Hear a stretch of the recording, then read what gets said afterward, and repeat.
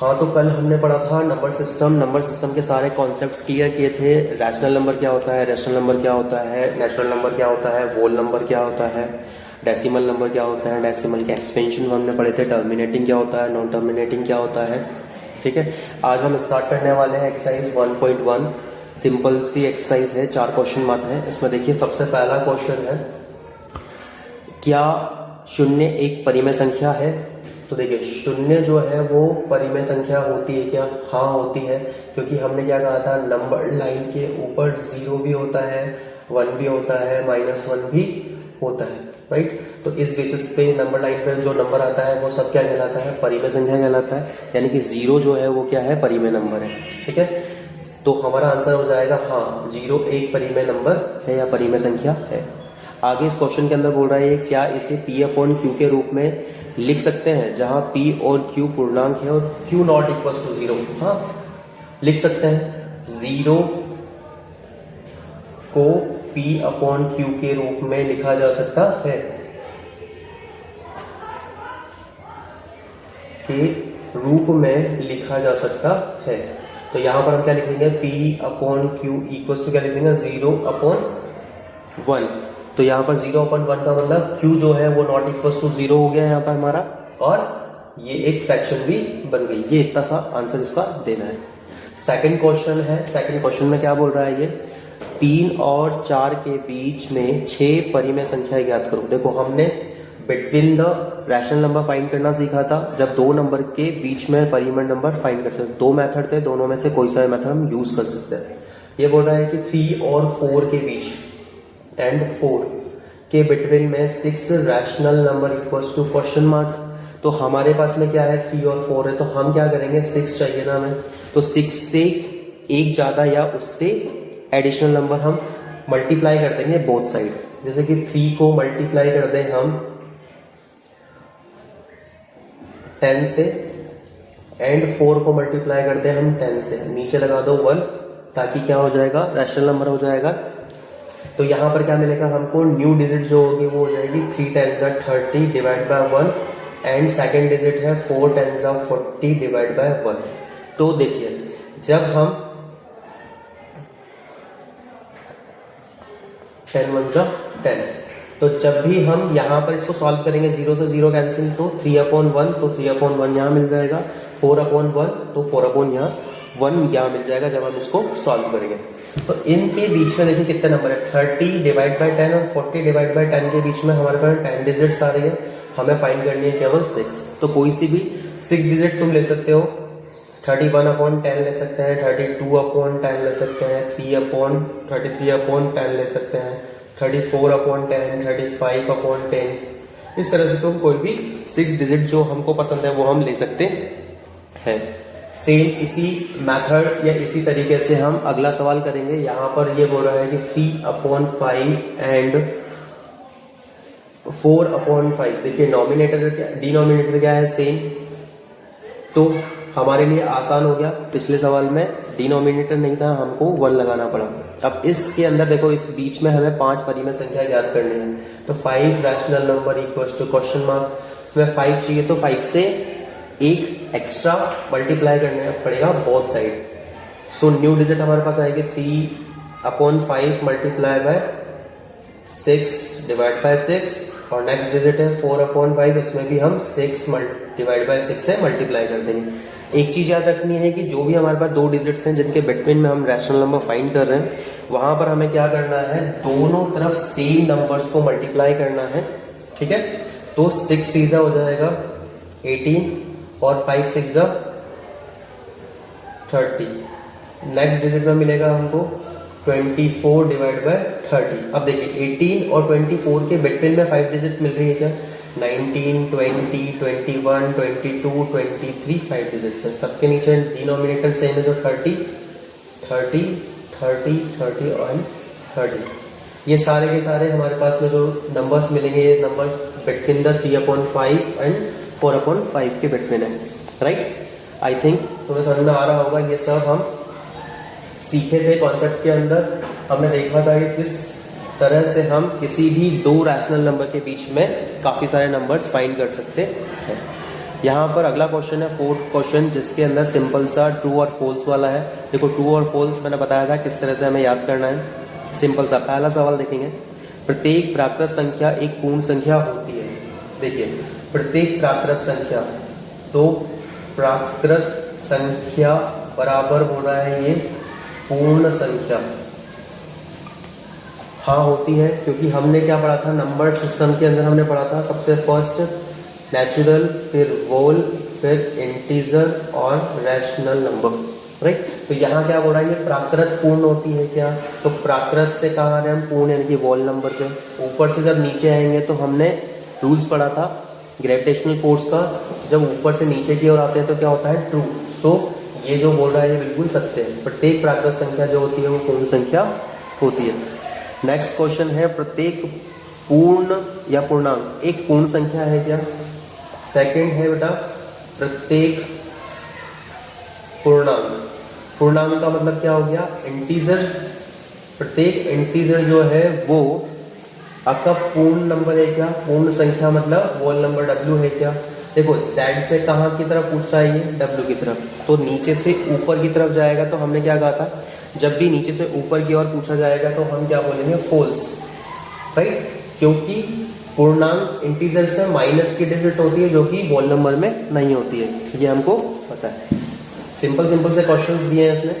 Next question है third, इसी का थर्ड है ट्रू एंड फॉल्स का, प्रत्येक परिमेय संख्या,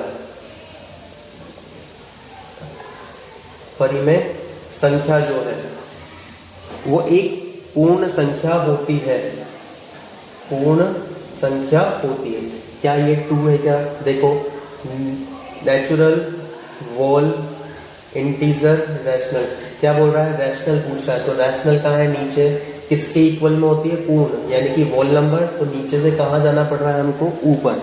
दैट मीन्स हम क्या कह सकते हैं, ये जो हमारा टर्म है ये टर्म क्या है फॉल्स है, कभी भी परिमेय, प्रत्येक परिमेय संख्या जो है वो पूर्ण संख्या नहीं हो सकती, क्योंकि परिमेय में बेटा माइनस आता है, फ्रैक्शन आती है जो कि होल नंबर के अंदर नहीं होते, राइट। यहाँ समझ में आ गया होगा आई होप। यहाँ पर हमारी एक्सरसाइज 1.1 क्लियर होती है और 1.2 भी आज ही देखेंगे हम। सिंपल सी एक्सरसाइज है, कुछ क्वेश्चन है, यहाँ पर रिवाइज हो जाएगा जल्दी जल्दी। तो नेक्स्ट देखते हैं हम। तो यहाँ देखेंगे हम, स्टार्ट कर रहे हैं 1.2, वो भी आज ही करते हैं। देखिए पहला क्वेश्चन दिया है इसने, नीचे दिए गए कथन सत्य हैं या असत्य हैं, कारण के साथ में अपने उत्तर दीजिए। देखो सत्य असत्य और ट्रू और फॉल्स हमें पता है कैसे आसानी से निकाल सकते हैं, पिछले एक्सरसाइज में भी हमने लास्ट क्वेश्चन यही किया था। तो देखो इसके अंदर दिया है पहला, प्रत्येक अपरिमेय संख्या वास्तविक संख्या होती है। तो पहला क्वेश्चन में क्या दिया है, अपरिमेय नंबर,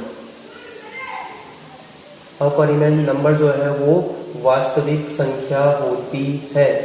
होती है क्या, हाँ होती है, क्योंकि हमने नंबर्स पढ़े थे बेटा वास्तविक और अवास्तविक, और वास्तविक में ही हमने पढ़ा था natural number, whole number, integer, rational और इरैशनल नंबर, ठीक है। तो सारे के सारे इरैशनल नंबर वास्तविक ही होते हैं, यह हमें पता है, सो ट्रू।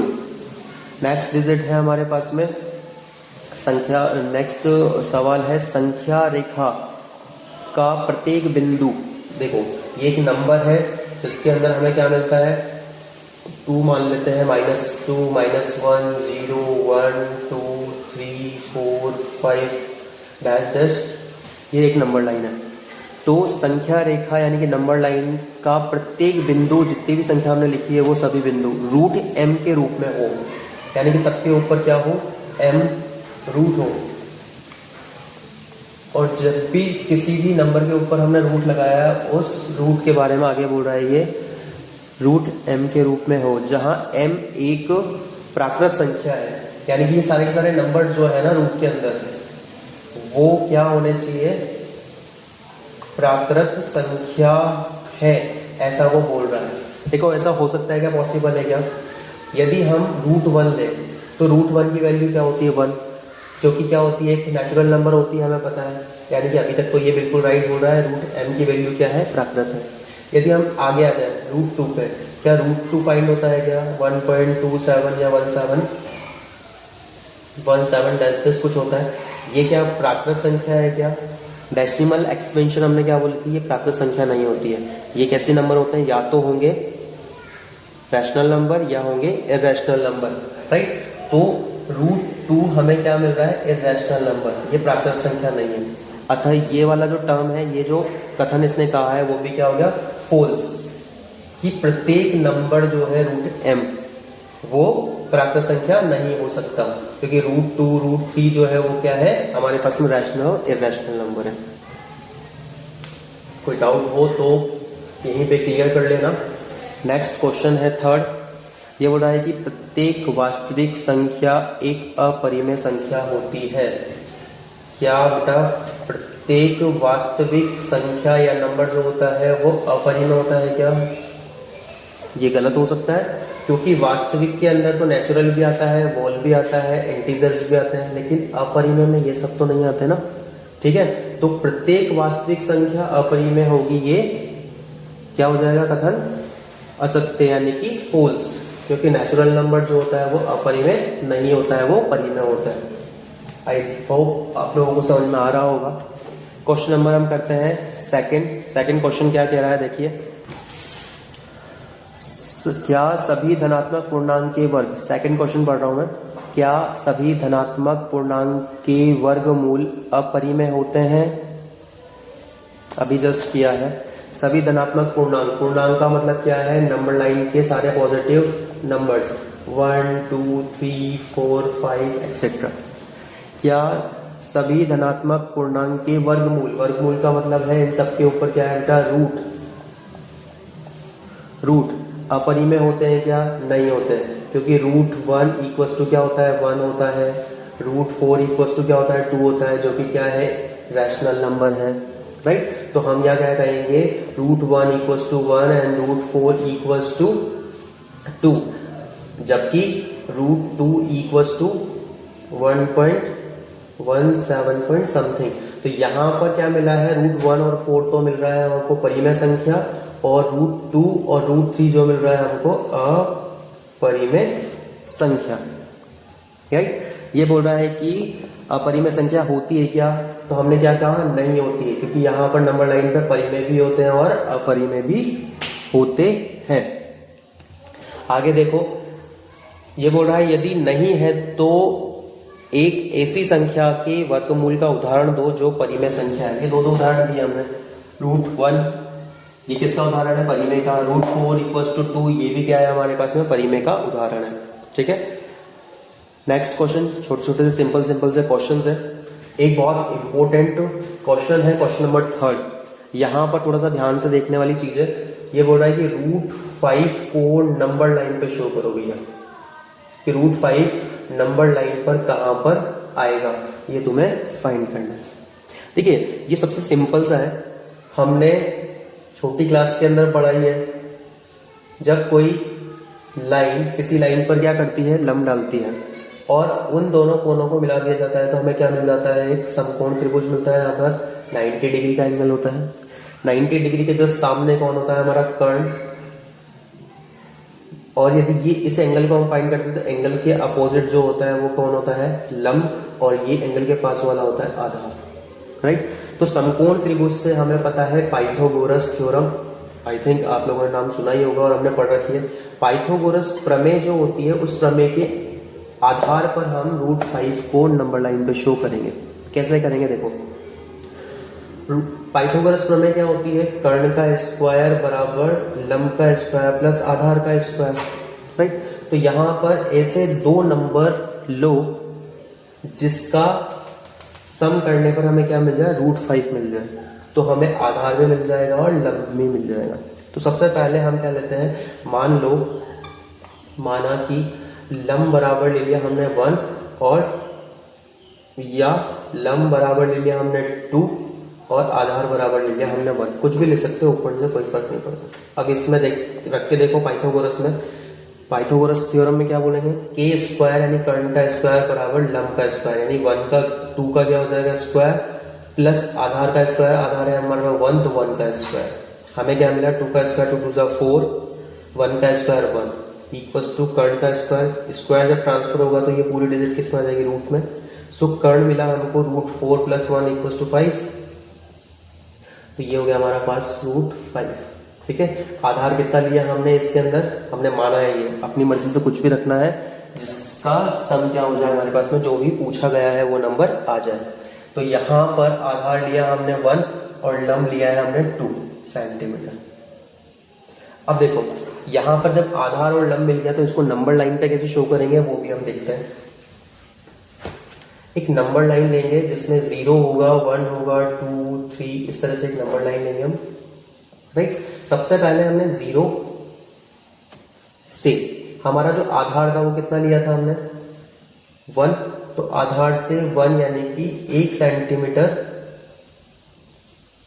पर 2 बिंदु नोट करेंगे जिसको हम A और B बोल सकते हैं। अब हमने क्या कहा था, आधार के बाद में लंब जो है वो कितना होगा, 90 डिग्री पे काम करता है ये, तो 90 डिग्री का यहाँ पर एक रेखा खींची जाएगी 90 डिग्री पे, वो प्रकाश से या चांदे से किसी से भी हम खींच सकते हैं। 90 डिग्री में बन गया, तो इस लंब की जो वैल्यू है वो कितनी होनी चाहिए, 2। तो यहां से हम प्रकाश से 2 सेंटीमीटर का एक आर्क खींचेंगे। जैसे हमारे पास में 2 सेंटीमीटर का एक आर्क आएगा, तो जहां भी ये कट कटेगा इसको A बिंदु से मिला देंगे, तो हमें क्या मिल जाएगा, एक ट्राइंगल मिल जाएगा, राइट। तो ये जो ट्राइंगल है 1 और 2, इन दोनों का जब सम करेंगे और रूट निकालेंगे तो हमारे पास में ये जो कर्ण है रूट 5 मिलेगा। अभी जस्ट हमने देखा था कैसे मिलता है, राइट। अभी क्या करना है, हमें A बिंदु पर प्रकार रखना है, पेंसिल को ओपन करना है और यहां से एक आर्क खींच देना है। जैसे हम यहां से एक आर्क खींचते हैं तो हमारे को एक नंबर लाइन पे पॉइंट मिलेगा जहां पर ये कटेगा। तो जो भी पॉइंट हमें मिलने वाला है वो पॉइंट ही हमारा क्या हो जाएगा, रूट 5, राइट। इस तरह से हम रूट 5 को क्या कर सकते हैं, नंबर लाइन पे शो कर सकते हैं। जनरली हम किसी भी नंबर को नंबर लाइन पे डाल सकते हैं, रूट 2, 3, 4, 5, 6, हम किसी भी नंबर को रूट नंबर लाइन पर डाल सकते हैं। वो कैसे करते हैं उसका भी एक छोटा सा फंडा है, वो भी यहाँ पर देख लो आप लोग, और ये एक्सरसाइज यहीं पे होती है खत्म। देखो यदि कोई भी नंबर दिया रैंडम, रूट 3, रूट 4 का तो वैल्यू 2 होता है, तो हमें पता ही कहाँ है, रूट 1 का पता ही कहाँ होता है, रूट 5, रूट 7, इस तरह कोई भी यदि वैल्यू आती है जिसका रूट फाइंड नहीं होता है और उसे नंबर लाइन पे डालना है, तो हम क्या करेंगे, देखो कुछ नहीं आता है यदि तुम्हें पाइथागोरस वगैरह, तो सिंपल सा लॉजिक है, सिंपल सा ट्रिक है, वो ट्रिक याद रखना। 1 सेंटीमीटर का लाइन खींचना है स्केल से, ठीक है, और प्रकार को 1 सेंटीमीटर पे फिक्स कर लेना है। 1 सेंटीमीटर A और B कोई बिंदु, कोई रेखा खींचेंगे, बिंदु B पर एक लंब डालेंगे हम, और लंब पर 1 सेंटीमीटर का क्या कर देंगे हम, एक आर्क बनाएंगे। जहां पर भी मिलेगा उसको बिंदु A से क्या कर देंगे बेटा, मिला देंगे। तो ये 1 और ये 1, तो 1 और 1 क्या हो गया, 2, तो ये रूट 2 हमको मिल जाएगा। ऐसे ही नंबर लाइन पे इसको यहां से मिलाएंगे और इसको हम जब काटेंगे तो हमको रूट 2 की वैल्यू नंबर लाइन पर मिल जाएगी। अगेन जब रूट 3 हमें फाइंड करना है तो क्या करेंगे, ये जो हमको कर्ण मिला है इसको आधार मानते हुए इस वाले बिंदु पर हम अगेन 90 डिग्री पे एक रेखा खींचेंगे, कोण बनाएंगे, और ये जो लंब डला है इस कर्ण के ऊपर यहां पर अगेन 1 सेंटीमीटर का आर्क खींचेंगे। जहां भी ये आर्क, यहां पर भी ये चाप कटेगा, इस चाप को अगेन A से हम मिला देंगे। तो ये 1, ये 1, 2 और 1 3, तो यहाँ पर ये जो वैल्यू मिली है वो किसकी मिली है हमको, रूट 3 की। यहाँ पर पेंसिल रखना और पेंसिल के बाद में इसको क्या कर देना, यहाँ से नंबर लाइन पे ले आना।